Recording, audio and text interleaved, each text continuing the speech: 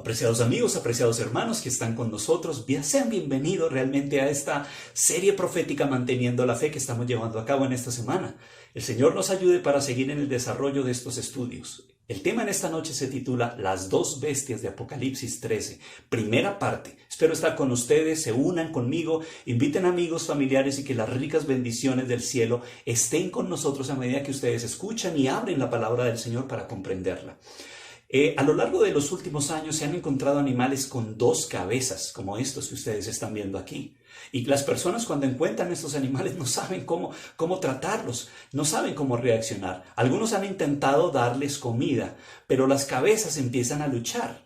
Por lo general, la doble cabeza, el hecho de que estos animales tengan doble cabeza significa que tienen dos mentes. Y las dos mentes le dicen al cuerpo que hagan dos cosas diferentes, lo que realmente termina en que estos animales finalmente no sobrevivan. En el libro, en la Biblia, nosotros encontramos bestias no solamente de dos, sino de 4, de 7 cabezas. Y en el fin del tiempo vamos a hablar de una de ellas, una de estas bestias, porque va a tener un rol muy predominante en el fin del tiempo, en los últimos días. Así que vamos a Apocalipsis 17, el verso 3. Juan, en visión, relata lo siguiente: me llevó en el espíritu al desierto y vi una mujer sentada sobre una bestia escarlata, llena de nombres de blasfemia, que tenía 7 cabezas y 10 cuernos. Aquí encontramos esta bestia. ¿Cuántas cabezas tiene? 7 y 10 cuernos, y una mujer está sentada. Esta mujer en el verso 1 está representada como una ramera. En la Biblia, una mujer puede representar una iglesia. Depende de las características que se mencionen de esa mujer, puede representar una iglesia fiel o una iglesia falsa. Si tú vas a Apocalipsis 12, vas a encontrar también otra mujer. Y allí encontramos esta misma bestia que ya leímos en Apocalipsis 17:3. El verso dice, 12:3 de Apocalipsis: he aquí un dragón escarlata que tenía 7 cabezas, 10 cuernos y en sus cabezas 7 diademas. Es la misma bestia, amigos, pero la mujer es diferente. Esta mujer representa a la iglesia del Señor. Y esta bestia está tratando de destruir aquí a la iglesia del Señor. Ahora, vamos a Apocalipsis 13, el verso 1.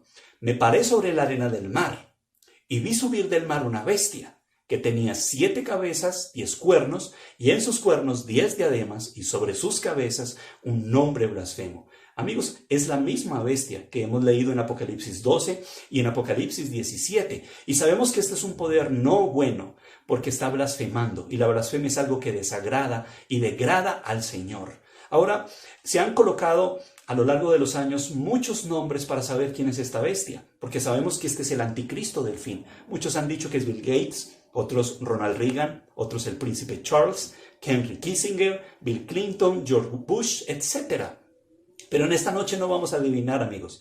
No vamos a buscar en los periódicos. Vamos a ir a la Biblia y que la Biblia nos defina realmente quién es la bestia que se menciona en estos capítulos. La Biblia nos da un método para saber cómo se va a levantar el anticristo, a dónde se va a levantar y qué características va a tener. Y por eso necesitamos estudiar la profecía, porque es un poder, este es un poder de los que está mencionado en Mateo 24:15, que establecerá o ayudará a establecer la abominación desoladora. Primero, ¿qué es una bestia? Vamos a Daniel 7:17. Estas 4 bestias son 4 reyes que se levantarán en la tierra. Es decir, que bestia es un poder político o es un reino. En el verso 23 del mismo capítulo se nos dice que rey o reino es intercambiable. La 4ª bestia será un 4º reino en la tierra, la cual será diferente de los otros reinos.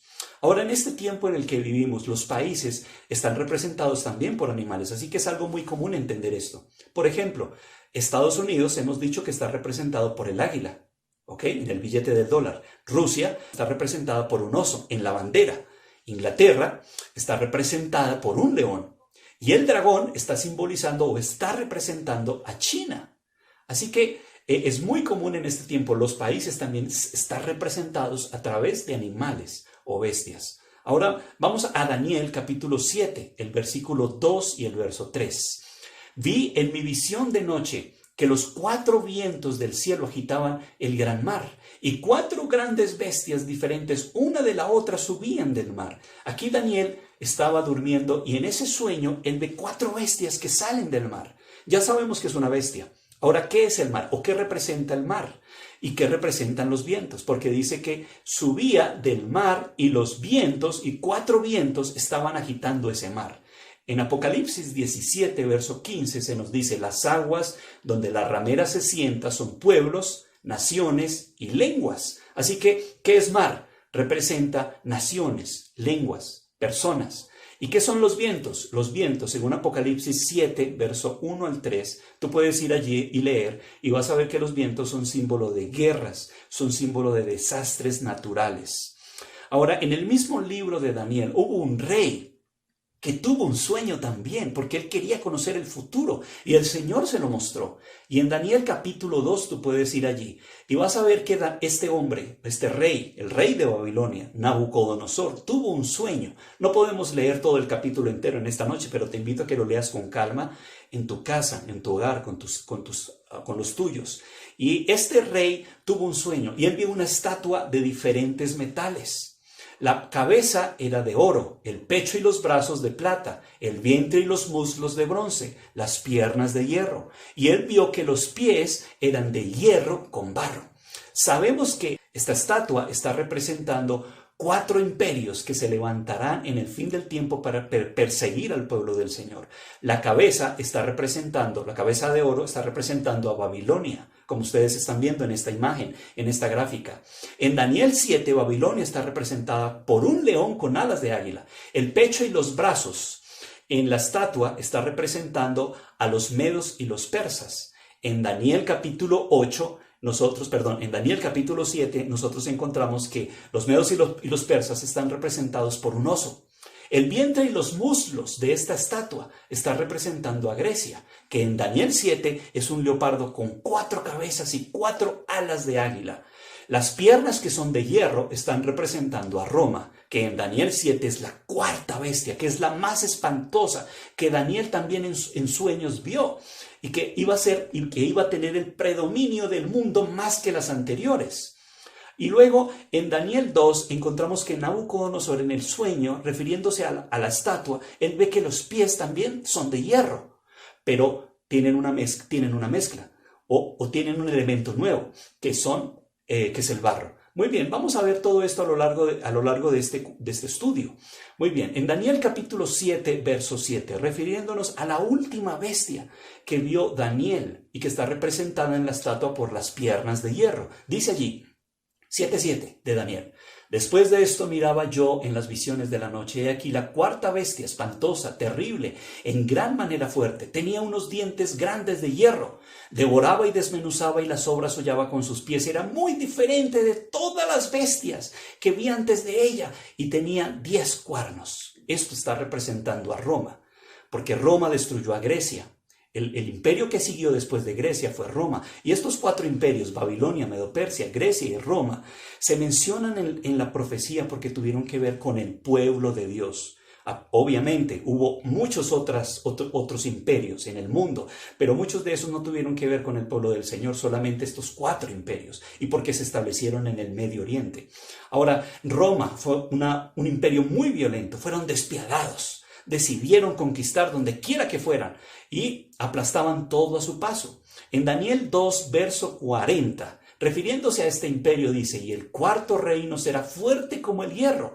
Noten que es el mismo paralelo. En Daniel 7:7, los dientes de esa bestia son de hierro. Y aquí en Daniel 2:40, las piernas de la estatua son de hierro. Y dice: y como el hierro desmenuza y rompe todas las cosas, así él desmenuzará y quebrantará todo. Este imperio, amigos y hermanos, fue el que estaba predominando en los días de Jesús. Cuando Jesús fue muerto por manos de su pueblo, el que ayudó para que él muriera fue el imperio romano. Roma estuvo muy involucrada realmente en la muerte de Jesús, pero no solamente en la muerte de Jesús, sino en perseguir a la iglesia primitiva. Y como tú lo sabes, eso lo aprendimos también en la escuela, cuando estudiamos los libros de historia. En Apocalipsis 12, el verso 4, hablando de este imperio, se nos dice: y el dragón se paró frente a la mujer, que estaba para dar a luz, a fin de devorar a su hijo, tan pronto como naciera. Nosotros aquí estamos viendo que hay un dragón. En la Biblia, en Apocalipsis 12, se nos menciona que ese dragón es un símbolo de Satanás. Tú lo puedes leer en Apocalipsis 12, el versículo 9. Dice allí: y fue lanzado el gran dragón, la serpiente antigua que se llama Diablo y Satanás, el cual engaña al mundo entero y fue arrojado. Aquí el dragón es un símbolo de Satanás que ha querido destruir a la iglesia. Aquí está representada la mujer. Y ese niño es el Salvador. Pero en cierto sentido o en segundo sentido, este dragón es un símbolo de Roma. Satanás usa imperios para destruir al pueblo del Señor y aquí usó a Roma.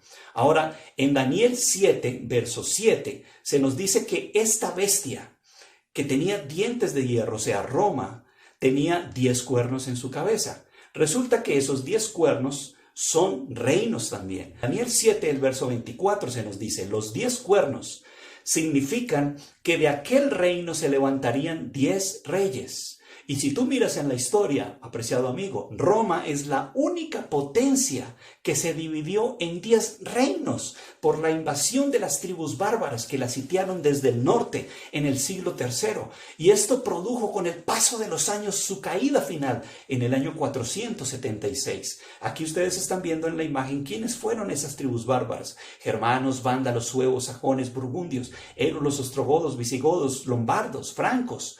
Y el año 476 es una fecha que los historiadores la confirman. En este mapa nosotros estamos viendo la distribución de cómo finalmente esas tribus bárbaras tomaron Roma, la sitiaron y la dividieron, y es lo que hoy conocemos como Europa finalmente.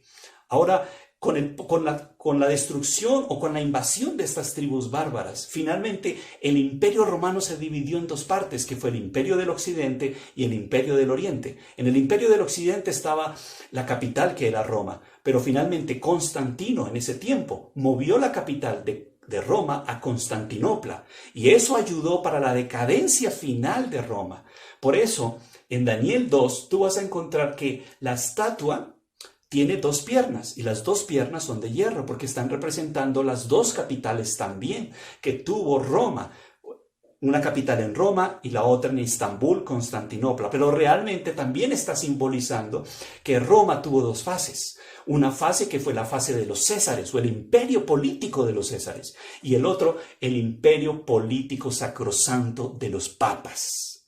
Muy bien, ahora en este proceso, ¿qué es lo que ve Daniel?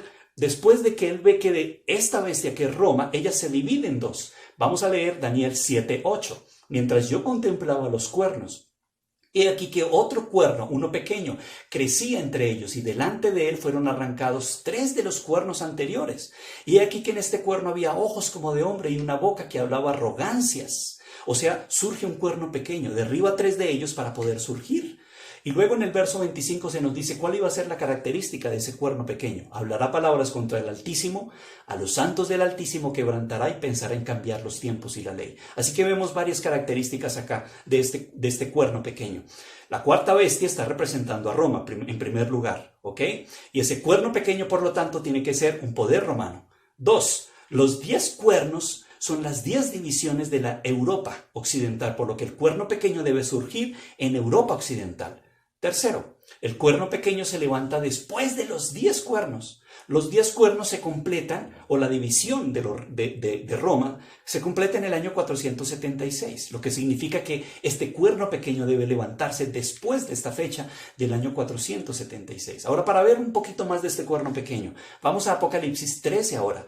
Versículo 1. Me paré sobre la arena del mar y vi subir del mar una bestia que tenía 7 cabezas y 10 cuernos, y en sus cuernos 10 diademas, y sobre sus cabezas un nombre blasfemo. Ahora, observen que aquí, cuando Juan está escribiendo este libro, él está describiendo las mismas bestias que leímos ya en Daniel capítulo 7, o que ya analizamos y describimos, pero están en orden inverso.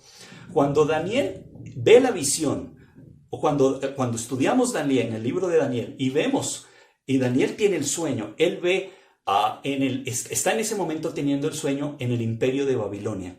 Y los otros reinos no habían venido, así que él está mirando los reinos que vendrían en el futuro, Medo, Persia, Grecia y Roma.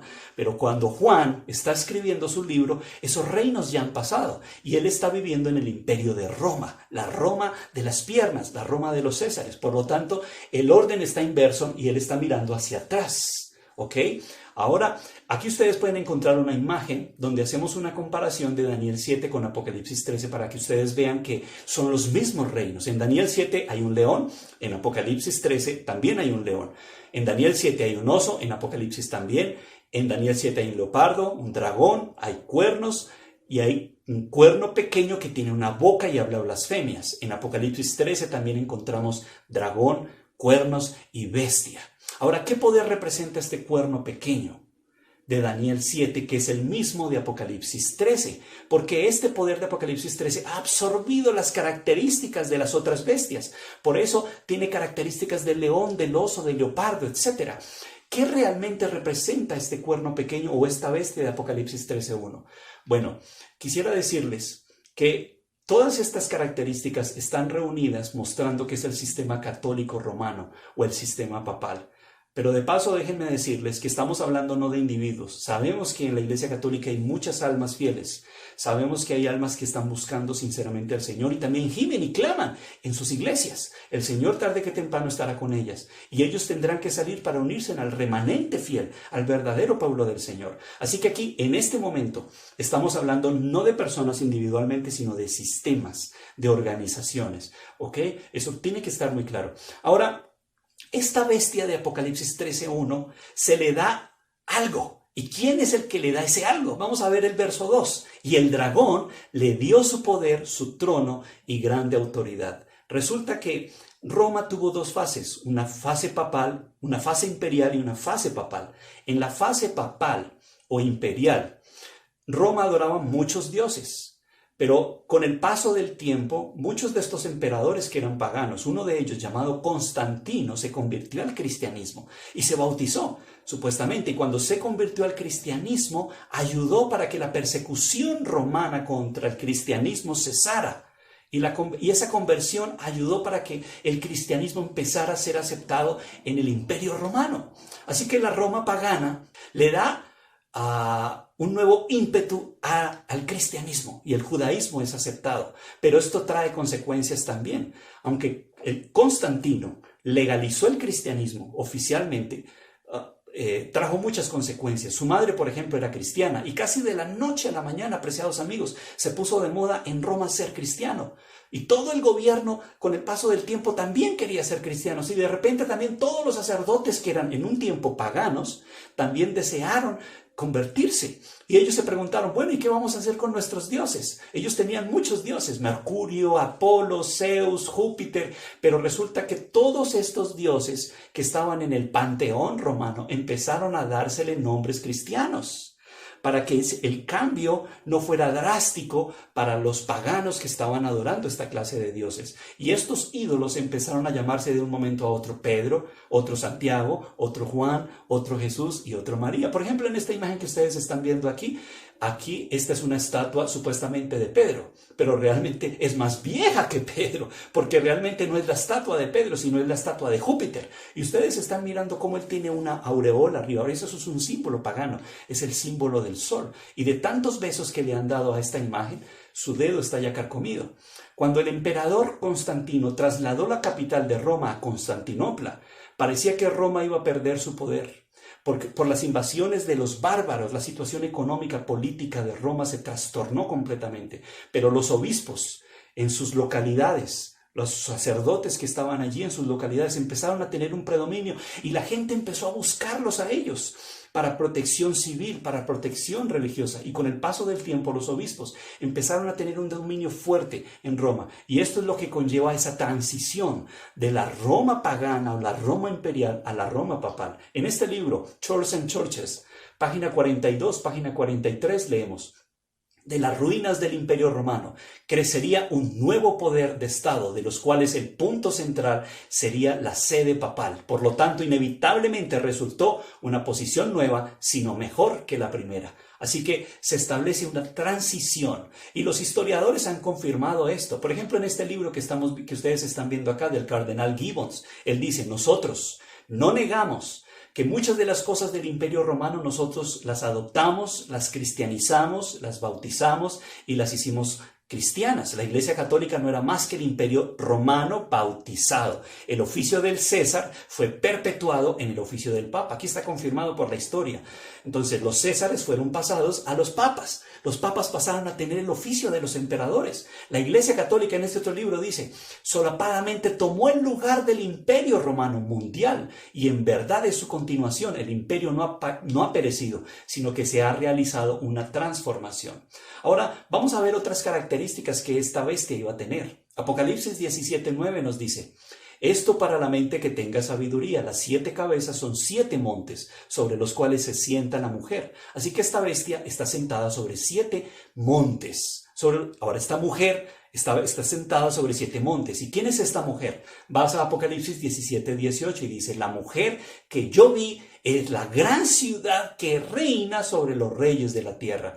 Y hay una ciudad realmente que está sentada sobre 7 colinas o 7 montes, y es la única en la historia de este mundo. ¿Cuál es esa? En Roma está la sede principal de la Iglesia Católica.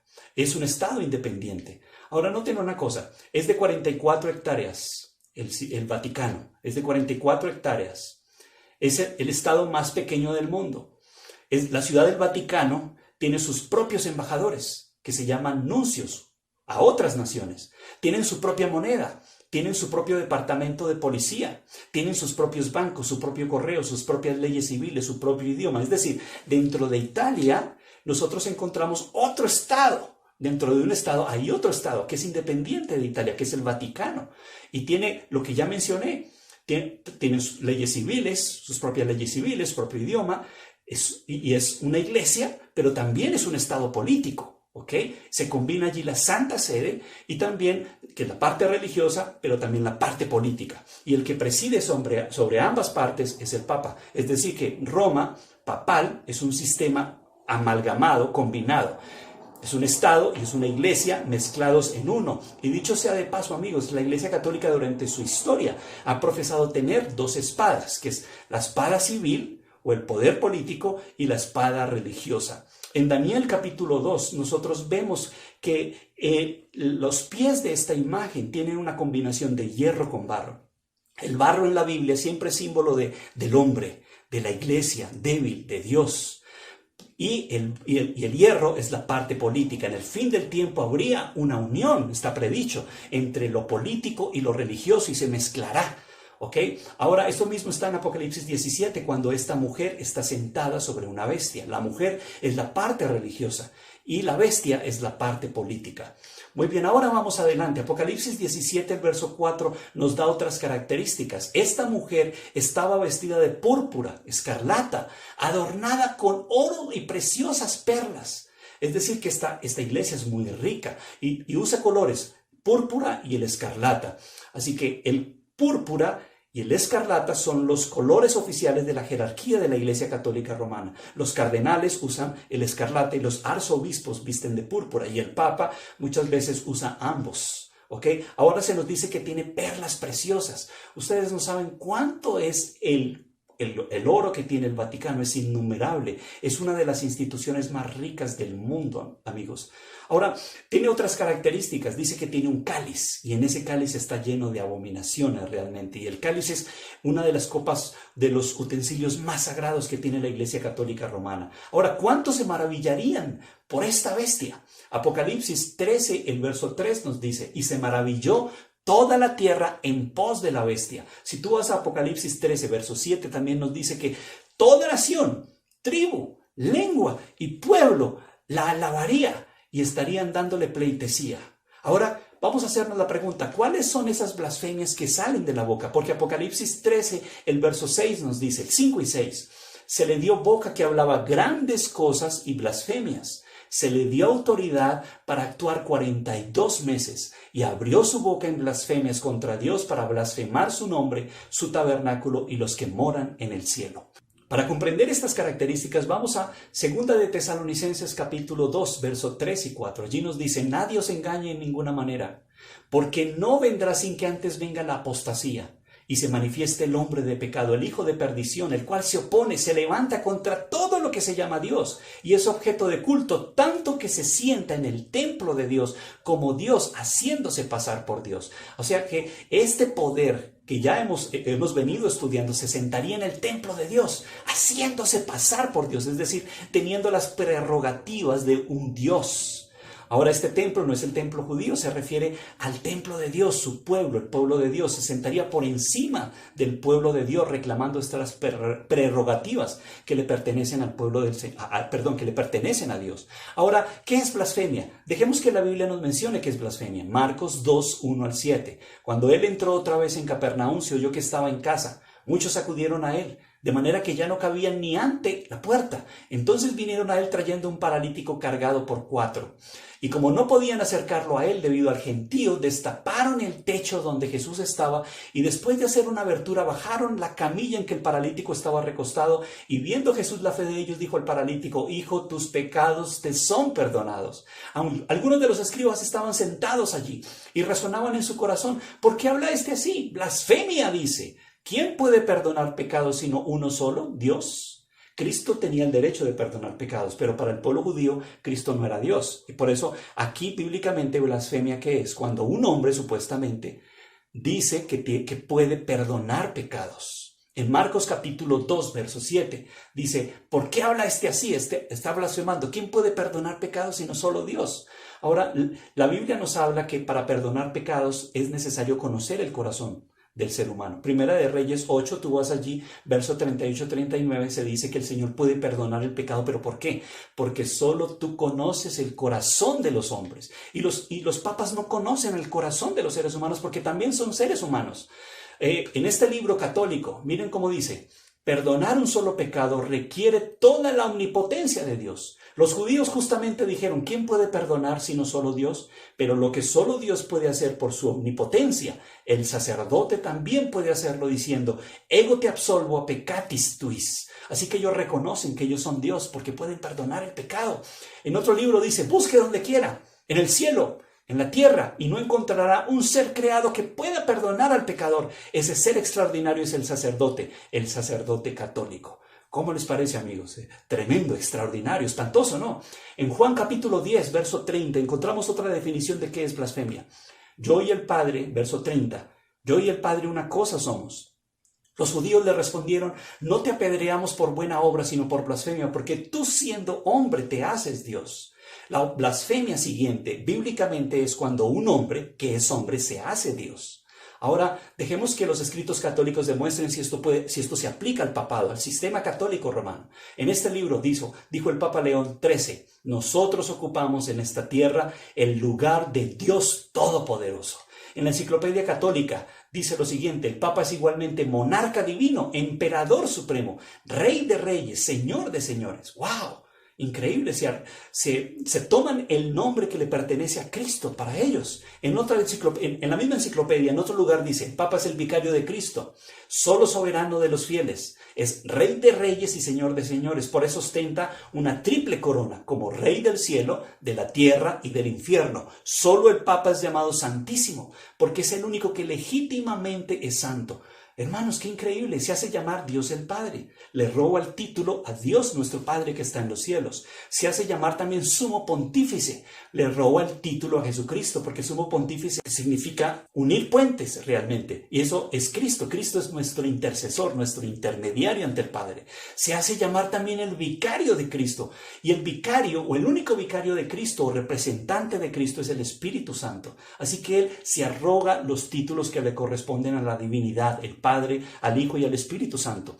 En Apocalipsis 13:6 también hay otras características. Y abrió su boca en blasfemias contra Dios, para blasfemar de su nombre, de su tabernáculo y de los que moran en el cielo. Así que blasfema también de los que están en el cielo, los ángeles. Mire cómo la Enciclopedia Católica, hablando acerca del Papa y sus prerrogativas, dice lo siguiente: además, la superioridad y el poder del pontífice romano no se refieren solo a las cosas celestiales, a las terrenales y a las que están debajo de la tierra, sino que llegan hasta sobre los ángeles del cielo, pues el Papa es mayor que ellos. ¡Wow! De manera que se pudiera dar el caso que los ángeles erraran en la fe, o pensaran en forma contraria a la fe, podrían ser juzgados y excomulgados por el Papa, porque él tiene tan grande dignidad, poder, que forma con Cristo uno y el mismo tribunal. ¿Cómo les parece? Pueden hasta excluir a los ángeles si ellos yerran en la fe. En el 1922, una fecha más cercana a nuestro tiempo, es el Papa Pío XI. Miren lo que dijo: ustedes saben que yo soy el Santo Padre, el representante de Dios en la tierra, el vicario de Cristo, que significa yo soy Dios en la tierra. Así que ellos lo reconocen públicamente, amigos. Siguiente pregunta: ¿qué pensaría cambiar este sistema apóstata? Este sistema católico romano trataría de cambiar algo. Vamos a ver Daniel 7:25. Pensaría en cambiar los tiempos y la ley. Ellos mismos reconocen que ellos han cambiado los decretos bíblicos muchas veces. En este libro, en Decretos Episcopales, dice: el Papa tiene el poder de cambiar tiempos, abolir las leyes, dispensar lo que él quiere, hacer a un lado lo que él decida, aún las leyes de Jesucristo. ¡Wow! Interesante, amigos. El sistema católico romano a través de los jesuitas ha cambiado sus sistemas proféticos. Por eso dice: cambiaría los tiempos. ¿Cuáles tiempos? Los tiempos proféticos.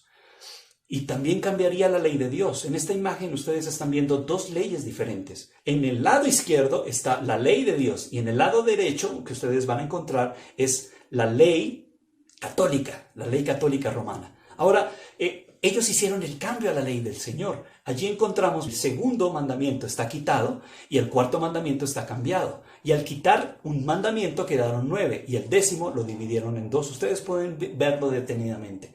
Ahora, ¿por cuánto tiempo perseguiría este poder al pueblo del Señor? Bueno, Daniel 7:25 nos dice que quebrantaría a los santos del Altísimo. Apocalipsis 17, el verso 6 nos dice: la mujer estaba ebria de la sangre de los santos, de la sangre de los mártires de Jesús.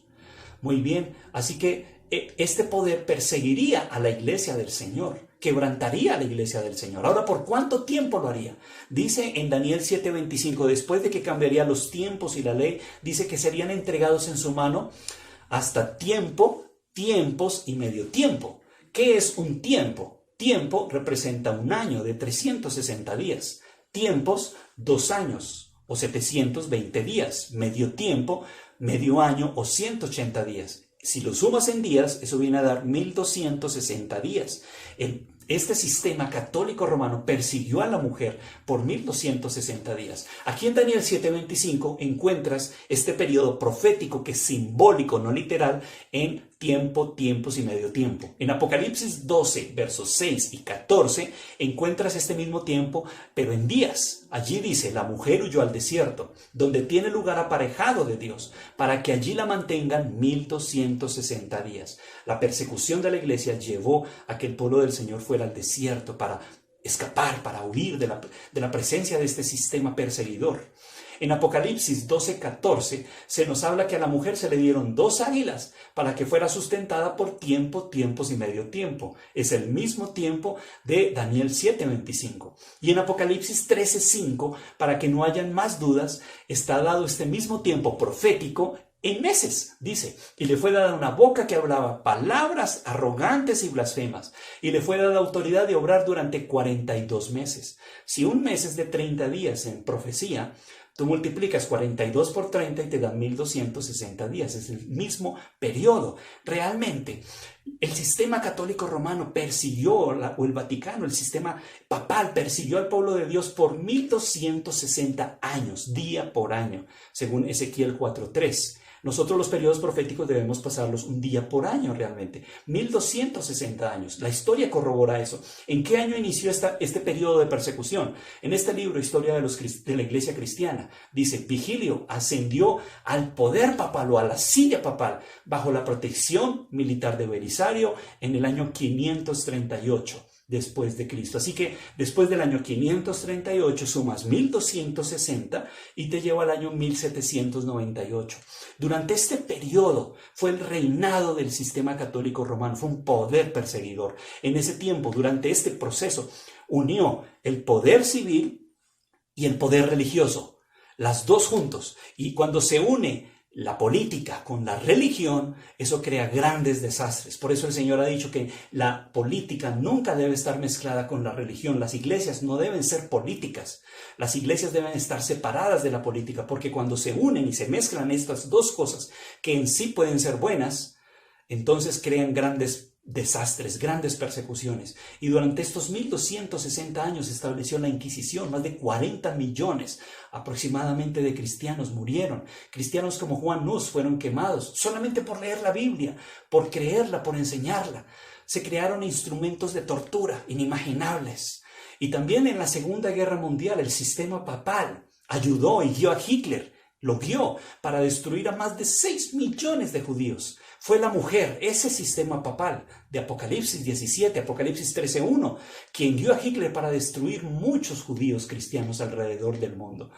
Ahora, la historia confirma esto. En este libro, La Ley Eclesiástica Pública, dice: la Iglesia puede por el derecho divino confiscar la propiedad de los herejes, encarcelarlos y condenarlos a las llamas. El derecho también para infligir los más severos castigos, incluso la muerte. Todo esto le pertenece a la Iglesia. No hay ofensa más grave que la herejía, por consiguiente debe ser desarraigada. Noten que es un libro católico y está diciendo cómo debe ser desarraigada la herejía. Los hombres que leyeron la Biblia, que fueron fieles al sábado.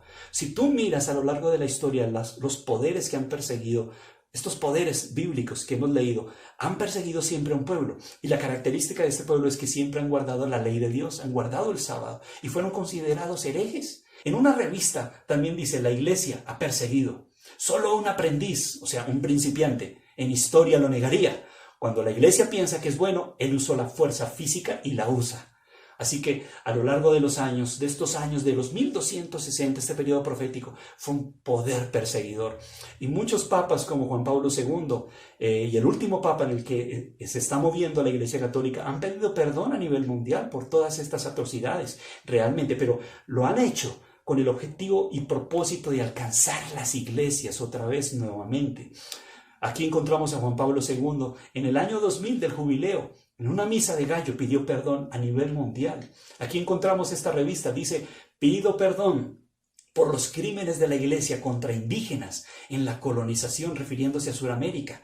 El Papa pidió perdón a las iglesias por la persecución. Y una de las iglesias a las cuales pidió perdón y que fue allá directamente fue a la iglesia de los valdenses en Italia. Y aquí encontramos esa imagen por parte de la Iglesia Católica: les pido perdón por las actitudes no cristianas. Así que este poder, hermanos y amigos, que estamos viendo es un poder que durante 1260 años tuvo la parte política y la parte religiosa unidas. Tuvo dos espadas, el poder civil y el poder religioso, y por eso se convirtió en un poder perseguidor. Pero estaba profetizado que este poder iba a recibir una herida de muerte por causa de la persecución que ella hizo. También recibiría su herida de muerte. En Apocalipsis 13, el verso 3 y luego el verso 10 leemos lo siguiente: una de las cabezas de la bestia parecía haber sufrido una herida mortal. El que lleva en cautividad, dice el verso 10, irá en cautividad. El que mate a espada morirá. Nosotros encontramos que ella iba a sufrir una herida mortal. El sistema católico romano. El verso 14 de Apocalipsis 13 nos dice que esa herida sería por una espada. Dice: herida de espada, y ella vivió. Ahora, en la Biblia, la espada es un símbolo de la Biblia también, pero también significa el poder civil. Si tú vas a Romanos capítulo 13, el verso 4, allí nos dice que los poderes civiles tienen la espada para mantener el orden. O sea, en otras palabras, la Iglesia Católica Romana por muchos años tuvo el poder civil, la espada civil para castigar la herejía. La espada es la capacidad que tiene el poder civil para castigar, pues obviamente, los códigos civiles, ¿sí? Y este poder se le iba al sistema católico romano. Ella iba a recibir una herida, pero sería una herida de espada. O sea, así como ella mató y así como ella destruyó, también recibiría lo mismo, porque al que a espada muere, al que espada mata, a espada morirá. Y en la Edad Media, nosotros sabemos que este sistema católico romano por muchos años se enorgulleció de tener la espada civil en sus manos. En una bula papal que se llama Unam Santam, que fue enunciada en el año 1302, miren lo que ellos dijeron: Los textos de los evangelios nos informan que la iglesia romana tiene dos espadas, es decir, la espada espiritual y la temporal. Ambas, pues, le pertenecen a la iglesia. La espiritual debe ser usada para la iglesia, pero la material por la iglesia. La primera está en las manos de los sacerdotes y la segunda en las manos de los reyes y soldados, pero siempre bajo la voluntad y el visto bueno del sacerdote. ¡Wow! Esta bula, hermanos, resume cómo fue el sistema papal, el sistema católico romano, que se creó después del año 538. Fue un poder que tenía las dos espadas. Y el hecho de que en Apocalipsis 13 se diga que ella recibiría una herida de espada significa que los poderes civiles estarían en contra de ella. Y eso ocurrió. En 1798, al final de los 1260 años, hubo la Revolución Francesa. Francia estaba en una guerra grande, enorme. Ellos estaban cansados del dominio papal, de muchos años de ejercer dominio no correcto. Y eso conllevó a que el péndulo se fuera al otro lado, donde el pueblo y el mundo ya no querían más religión y estaban hastiados de este sistema católico romano que era corrupto, política, económica, socialmente, desde diferentes puntos de vista. Así que la Iglesia Católica Romana en ese tiempo, en ese año, gracias a Francia, recibió una herida. Los poderes civiles se le quitaron en ese momento. En este libro que ustedes están viendo aquí, esta enciclopedia americana de 1941, se nos dice, en 1798, él, o sea, General Berthier. ¿Quién era el General Berthier? Era el que comandaba las Fuerzas Armadas de Napoleón Bonaparte. Y en ese momento Napoleón, hastiado del sistema católico romano y de los papas, mandó a su general que fuera al Vaticano, a Roma, y allí tomara preso al papa que estaba en ese momento en ejercicio. Y por eso esa enciclopedia dice, en 1798 Berthier hizo su entrada en Roma, abolió el gobierno papal y estableció uno secular. Ahora, hermanos, déjenme decirles una cosa. Francia, o los francos, que era una tribu bárbara que se le conocía así, los francos, fue la primer tribu bárbara que se convirtió al papado, se convirtió al cristianismo y se bautizaron.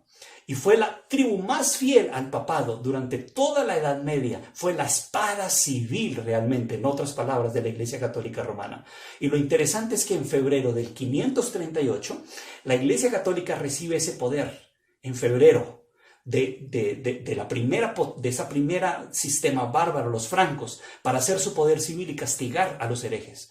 Pero qué interesante que en 1798, en la culminación de la Revolución Francesa, fíjense, en el mismo mes, febrero 10 de 1798, se le quita ese poder. Exactamente 1260 años después de recibir el poder, en febrero del 538, el general Berthier, enviado por Napoleón, entra al Vaticano, bajó de su trono al Papa Pío VI, le quita sus anillos, le quitó su corona y fue llevado cautivo a donde murió exiliado en Valencia, en Francia. Otro libro dice, el papado moderno, dice, Berthier entró en Roma el 10 de febrero de 1798 y proclamó una república que abarcaba media Europa bajo las órdenes y legislación de Napoleón. El cardenal Ratzinger escribió en uno de sus libros así, el cristianismo, desde la perspectiva católica, fue encerrado en un gueto desde el siglo XIX. Así que está reconocido que la Iglesia Católica recibió una herida mortal realmente. Pero la profecía nos dice, amigos y hermanos, que este poder volvería a resucitar nuevamente. Este poder, porque la profecía menciona en Apocalipsis 13:3, dice, su herida mortal fue sanada y toda la tierra se maravilló y siguió a la bestia. Y este poder, hermanos, este sistema católico romano, en Apocalipsis 17, verso 5, se nos menciona que es madre. Dice allí que es la madre de las rameras, es decir, que ella es la mamá. Pero también tiene hijas, y las hijas son iguales que ella, son rameras también, porque dice que es la madre de las rameras. Ahora, hermanos y amigos, significa que hay otras iglesias, y en el fin del tiempo las iglesias se van a unir con la mamá o van a volver a la mamá. Y debido a que ella es la mamá, los va a traer de diferentes maneras. Amigos, estamos descubriendo que hay muchos cristianos que hay en otras iglesias, en otras denominaciones, y Dios los tiene allí, que tarde que temprano tendrán que salir. Apocalipsis 18, el versículo 4 nos dice la palabra del Señor allí: y oí otra voz del cielo que decía: salid de ella, pueblo mío, para que no seáis partícipes de sus pecados ni recibáis de sus plagas. Las profecías nos están mostrando que en el fin del tiempo habrá mucha infidelidad en el mundo religioso, y Jesús quiere traer a su pueblo la palabra de Dios antes de que Él regrese. Y es por eso que nosotros estamos proclamando estos mensajes. Amigos, la idea de la profecía es redención. La idea de la profecía es no asustar. No se trata de construir aquí o derribar una institución y poner otra sobre encima de otra. No, es mirar cuáles son las enseñanzas de Jesús correctas, reales. ¿Cuál es la verdad real que nos salvará de nuestros pecados en el fin del tiempo? Cristo nos dio estas profecías, amigos, porque la profecía nos redime, la profecía nos salva cuando vamos a Cristo Jesús, que es el que nos salva, Él es el que nos ayuda. La profecía nos salva en el sentido que nos salva del pecado, de la ignorancia, y nos lleva a Cristo para que podamos ser salvados. Hermanos, la verdad salva, libera, ayuda a las personas. Amós capítulo 3, verso 7 dice: el Señor no hará nada sin que revele su secreto a los siervos, los profetas. Apocalipsis 1 al 3 dice que la revelación de Jesucristo, ese libro de Apocalipsis que Dios le dio a Juan para manifestar a sus siervos las cosas que deben suceder pronto. Por eso estamos leyendo esto, porque Dios quiere que sepamos las cosas que van a venir. Y hay una bendición para el que lee y para el que escucha. El verso 3 de Apocalipsis 1 dice: bienaventurado el que lee, los que oyen las palabras de esta profecía, guardan las cosas escritas, porque el tiempo está cerca. Y la Biblia simboliza a la profecía como una antorcha. Dice aquí en 2 de Pedro 1:19 que la palabra profética más segura, la cual debemos estar atentos como una antorcha que alumbra en lugar oscuro hasta que el día esclarezca y el lucero de la mañana salga en nuestro corazón. Hermanos, Dios quiere que a medida que estudiamos la profecía, el lucero de la mañana, Cristo Jesús, salga en nuestro corazón y Él cambie nuestra vida. La profecía nos cambia si nosotros buscamos a Cristo a través del Espíritu Santo. Dios quiere que tú tengas esta experiencia. Dios quiere que tú seas libre de la ignorancia. Estudia la Biblia, estudia la profecía, y la profecía a través del Espíritu Santo, con la guía de Él, te va a ayudar y te va a convencer y te va a mostrar la verdad y te va a ayudar a comprender qué debes hacer para el fin del tiempo. Dios te bendiga y Dios te ayude. Amén.